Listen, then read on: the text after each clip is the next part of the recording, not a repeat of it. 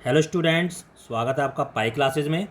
आज का topic class 10 के लिए वर्कशीट नंबर 38, जिसमें हमें करना है area of combination of plane figures, यानी जो समतल हमारी चित्र होते हैं उनको जो हम कंबाइन करते हैं दूसरे चित्रों के साथ, दूसरे फिगर्स के साथ, तो जो नई फिगर बन के आती है उनका एरिया आज हम कैसे निकालते हैं। इंग्लिश और हिंदी दोनों वर्कशीट के क्वेश्चंस मैंने इसमें ले रखे हैं आपको समझाने के लिए। तो देखिए, क्वेश्चन ये है हमारे पास मेनली, ये एक बीच में ट्रायंगल बना हुआ है, ABC आपको दिखाई दे रहा होगा, ठीक है। इस ट्रायंगल का हमें एरिया गिवन है। तो इस ट्रायंगल का जो हमें एरिया गिवन है, और ये कैसा ट्रायंगल है, इक्विलेटरल यानी समबाहु ट्रायंगल है हमारे पास। तो हम क्या करेंगे, हम मान लेते हैं इसकी साइड जो है वो A मान ली हमने, एक साइड इसकी A है। तो क्योंकि ये इक्विलेटरल ट्रायंगल है तो इसका जो एरिया है वो क्या होगा, √3/4 A²। तो देखो जैसे इन्होंने कर भी रखा है कि माना समबाहु त्रिभुज की भुजा A, let the side of the equilateral triangle is A। तो एरिया हम निकाल सकते हैं, इसका एरिया क्या होगा, √3/4 इंटू भुजा का स्क्वायर यानी साइड का स्क्वायर। साइड के प्लेस पर हम स्क्वायर रख सकते हैं, तो ये हमारा एरिया निकल कर आ गया। लेकिन एरिया हमें गिवन भी है, ये रहा एरिया। तो ये दोनों एरिया सेम ट्रायंगल के हैं तो इक्वल भी होने चाहिए। तो हम इसको किसके इक्वल रख देंगे, 17320.5 के। देखो ये रख दिया, इधर हमने √3 की वैल्यू रख दी, ये सेम ही होती हैं, बस पॉइंट का फ़र्क आ रहा है। अब जब इधर दूसरी डायरेक्शन में हम ले जाएंगे, सोल्व कर रहे हैं, तो सोल्व में इंग्लिश और हिंदी में आपको कोई ज़्यादा डिफरेंस पड़ने वाला नहीं है। देखो यहाँ से और इस एरिया के बाद फिर नीचे फिर सब कुछ सेम है। तो जब हम लेंगे तो ये 4 ऊपर चला गया और 1.732 ये नीचे आ गया। अब जब हम इसको कट करेंगे तो ये ध्यान से देखो, 1732054, ठीक है। जब और नीचे भी 1732005, जब नीचे वाले का हमने पॉइंट हटाया तो ऊपर हमारे पास कितनी जीरो लग जाएंगी, 1 के साथ 5 जीरो लग जाएंगी। और जब ऊपर वाले का पॉइंट हटाया तो नीचे 10 आएगा ओनली, तो ये हमारे इससे कैंसिल आउट हो गया, ये वैल्यू इससे कैंसिल आउट हो गई। तो 4 इंटू में 10,000, ये 40,000 आ गया। 40,000 किसका स्क्वायर होता है, 200 का स्क्वायर, यानी A² हमारा 200 के स्क्वायर के बराबर आ गया। अब स्क्वायर से स्क्वायर कट गया तो A की वैल्यू आ गई हमारे पास 200। अब इसमें आगे सोचने वाली बात क्या है, क्योंकि ये इक्विलेटरल या समबाहु त्रिभुज है तो ये एंगल तो 60 डिग्री हो गए, ये वाला भी 60, ये वाला भी 60 और ये वाला, और ये हमारी रेडियस हो गई इधर ये इतनी, और रेडियस का ये साइड की आधी। अब A हमारे पास आ चुका है 100, तो R क्या हो जाएगा, A/2, यानी R भी हमारे पास निकल के आ गया। बस अब तो सीधा फार्मूला है कि एरिया छायांकित भाग का क्षेत्रफल यानी एरिया ऑफ शेडेड रिजॉइन। तो एरिया ऑफ ट्राइंगल, बड़े वाला ट्राइंगल जो है उसमें से अगर मैं तीनों सेक्टर का, ये जो तीनों सेक्टर हैं ये, इनका एरिया अगर मैं माइनस कर दूं ट्राइंगल के एरिया में से, तो बीच वाला पोर्शन हमारे पास अपने आप निकल जाएगा। तो एरिया ऑफ ट्राइंगल ABC त्रिभुज का क्षेत्रफल 3 गुना में 1 त्रिज्याखंड का, क्योंकि तीनों त्रिज्याखंड या तीनों सेक्टर एक जैसे हैं, एरिया ऑफ 1 सेक्टर। तो चलिए, त्रिभुज का क्षेत्रफल तो मैं ऊपर डायरेक्ट दे ही रखा था, उसमें तो कुछ करने की जरूरत ही नहीं है। तो 3 इंटू में πr² θ/360, तो πr² थीटा की वैल्यू हमने रखी 60, पाई की वैल्यू 3.14 रख ली, क्योंकि ये जो r आया है हमारे पास 100, ये 7 से डिविजिबल नहीं है। तो 60 से इसको काटेंगे 6 आ जाएगा, 3 से इसको काटोगे 2 आ जाएगा, ठीक है ना। और उसके बाद क्या आएगा, 2 से आप किसको काट सकते हो, 2 से किसी को भी काट लो। ये 100 का स्क्वायर आया ना यहाँ पे, 100 का स्क्वायर क्या हो जाएगा, 10,000 है। तो 2 से इसको अगर आप काटोगे तो ये यहाँ पर हमारा आ जाएगा 5,000। अब 5,000 को इससे मल्टीप्लाई करा तो ये आ गया 15700। अब माइनस कर लो, माइनस करना तो आपको आता ही है, आप 10th क्लास में हो, अब माइनस करके थोड़ा दिखाऊंगा। तो 17,320.5 में से जब ये वैल्यू माइनस होगी तो ये this is the answer, 1620.5 centimetre square, और यही तुम्हारा छायांकित भाग या शेडेड पोर्शन का एरिया है। चलिए अब आगे चलते हैं, नेक्स्ट क्वेश्चन। ये देखो, दोनों भाषाओं के क्वेश्चन आपको दिखाई दे रहे हैं, हिंदी और इंग्लिश। देखो ये हमारे पास एक हैंकी है या रुमाल, इसको कह सकते हैं हैंकी या रुमाल। इस पर ये 9 डिजाइन आपको, 9 सर्कल दिखाई दे रहे हैं, 9 सर्कुलर डिजाइन ऑफ रेडियस 7, हर किसी की रेडियस 7 है।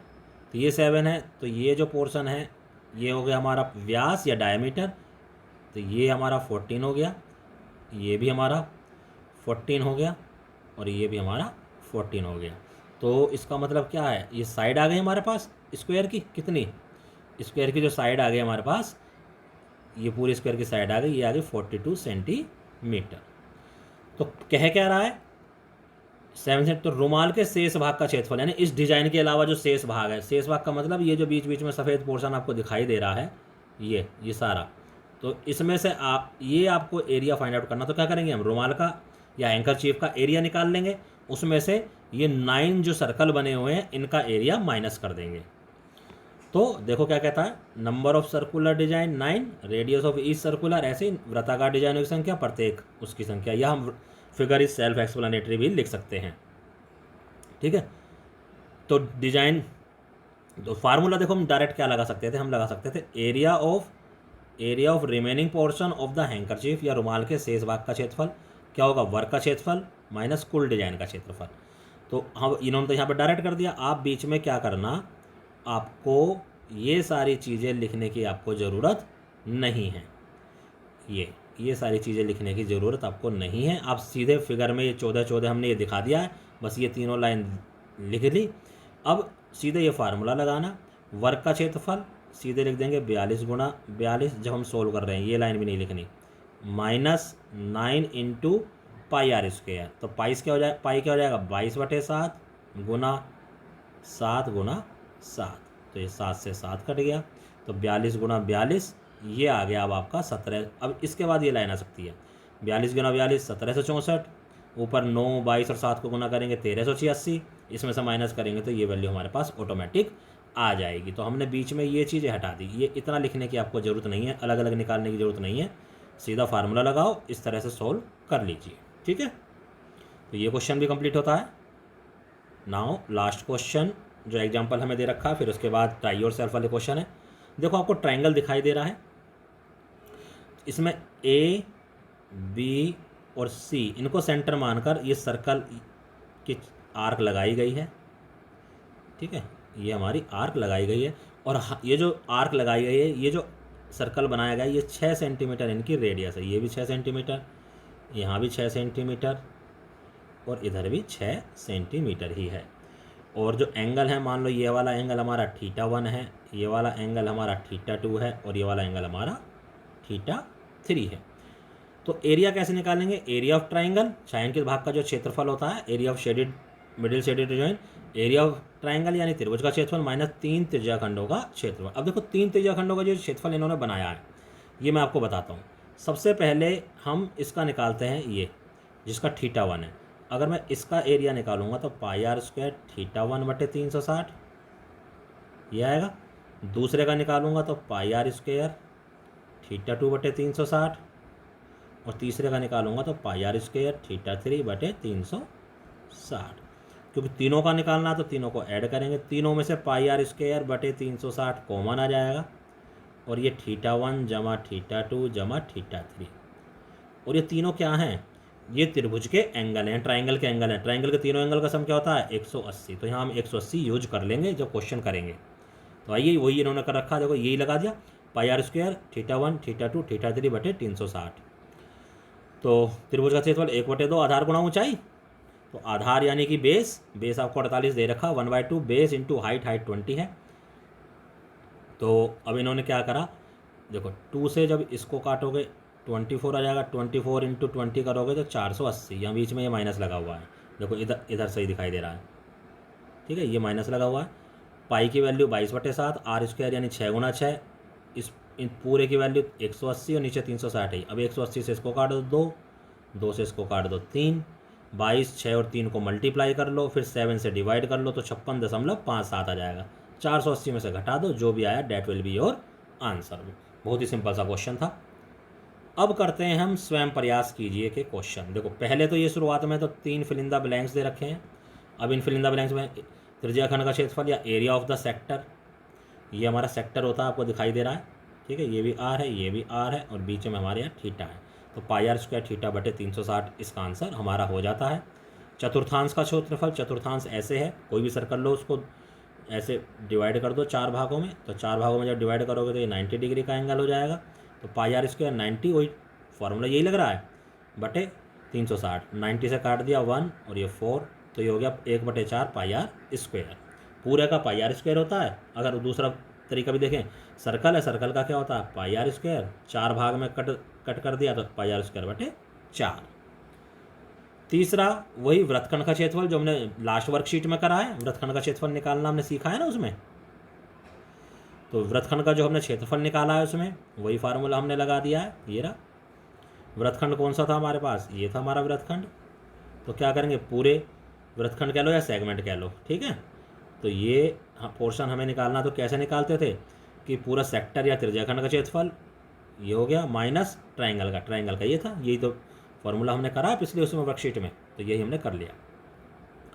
अब नेक्स्ट क्वेश्चन नंबर 2, ये वाली इसकी आकृति है, यहाँ पर इसको ऐसे कह सकते हैं, क्या था ABCD जो बीच में आपको दिखाई दे रहा है ये क्या है, एक स्क्वायर है यानी वर्ग है, और इसमें ABCD को सेंटर मानकर वृत्त या सर्कल खींचे गए हैं, और स्क्वायर की जो साइड है आपको 28 सेंटीमीटर बता दी गई है। तो शेडेड पोर्शन का हमें एरिया निकालना है। आइए यहाँ करते हैं क्वेश्चन को। ये रहा, देखो ये टोटल हमारा 28 था, तो ये बिल्कुल आधा आधा हो जाएगा, ये 14 हो जाएगा, ये भी 14 हो जाएगा, यानी आर हमारा आ गया, आर जो है वो 14 हो गया, और जो एंगल ये है ये हो गया हमारे पास 90 डिग्री। तो कैसा करेंगे, स्क्वायर के एरिया में से चारों जो सेक्टर बन रहे हैं, त्रिज्याखंड बन रहे हैं, 1 2 3 और ये 4, इसको माइनस कर देंगे। तो फिगर इज सेल्फ एक्सप्लेनेटरी, चित्र स्वयं व्याख्याकारी है, बस इसमें दिख दिया। तो एरिया ऑफ शेडेड रीजन, छायांकित भाग का क्षेत्रफल, कैसे, एरिया ऑफ स्क्वायर यानी वर्ग का क्षेत्रफल minus 4 into area of sector यानी 4 इंटू त्रिज्याखंड का क्षेत्रफल। यहाँ पर हम लिख सकते हैं हिंदी वाले बच्चे, त्रिज्याखंड का क्षेत्रफल। तो फार्मूला लगा दिया, एरिया ऑफ स्क्वायर क्या होता है, भुजा गुना भुजा यानी साइड गुना साइड, 4 इंटू सेक्टर का एरिया, इसको मल्टीप्लाई करा 784 आ गया, 22/7, आर हमारे पास 14 इंटू 14 है, 7 से कट जाएगी इसलिए हमने 22/7 ली, ये 90 है, 360 है, इसको काटा 4, 4 से 4 कट गया, 7 से काटा 2, तो 22 2 और 14, 22 2 और 14 ये आ गया हमारे पास। 22 2 14 को मल्टीप्लाई करा 616, 784 में से घटाया 168 वर्ग सेंटीमीटर या सेंटीमीटर स्क्वायर हमारे पास इसका आंसर आ गया। ठीक है, अब नेक्स्ट क्वेश्चन हमारे पास ये है, ये भी एक स्क्वायर दे रखा है, दिखने में आपको रेक्टेंगल जैसा लग रहा होगा, ये भी स्क्वायर है, और ये जो स्क्वायर है इस स्क्वायर की जो साइड दे रखी है वो 14 दे रखी है, और ये दोनों सेमी सर्कल यहाँ पर बना दिए हैं, 2 अर्धवृत्त बना दिए हैं, तो छायांकित भाग का ही क्षेत्रफल इसमें भी हमें निकालना है। ईजी है ये भी। आइए नीचे ये रहा, देखो ये आपको दिखने में रेक्टेंगल लग रहा है लेकिन रेक्टेंगल नहीं है, स्क्वायर है, क्योंकि ये वाली साइड भी 14 है और ये वाली साइड भी 14 है। 14 है तो ये आधा पोर्शन यानी रेडियस निकल गई आपके पास सेमी सर्कल की 7 सेंटीमीटर। तो हम क्या करेंगे, ये जो एरिया ऑफ स्क्वायर है उसमें से दोनों सेमी सर्कल का एरिया माइनस कर देंगे। फिगर इज सेल्फ एक्सप्लेनेटरी, चित्र स्वयं व्याख्याकारी है। एरिया ऑफ शेडेड पोर्शन, छायांकित भाग का क्षेत्रफल, एरिया ऑफ स्क्वायर वर्ग का क्षेत्रफल माइनस एरिया 2 इंटू में एरिया ऑफ सेमी सर्कल यानी अर्धवृत्तों का क्षेत्रफल, जो अर्धवृत्त हैं अर्धवृत्तों का क्षेत्रफल। ये हिंदी वाले बच्चे हिंदी वाली लाइन लिखेंगे। तो 14 into 14 side into side, 2 pi r square होता है सर्कल का, उसको 2 से डिवाइड कर देंगे तो सेमी सर्कल का 2 से 2 कट गया, ये 196 आ गया, 22/7, आर हमारे पास 7 7 आया था, तो 7 इंटू 7 2 बार क्योंकि आर स्क्वायर है, तो 7 से 7 हमसे कैंसिल हो गया, हमने कर दिया उसको कैंसिल। 22 इंटू 7 154, 196 में से इसको माइनस करेंगे तो 42 सेंटीमीटर स्क्वायर हमारा आंसर आ जाएगा। तो इस तरह से वर्कशीट कंप्लीट होती है। सभी क्वेश्चन अपनी कॉपी में साफ साफ कीजिए और अपने टीचर को व्हाट्सएप पर सेंड कीजिए। धन्यवाद।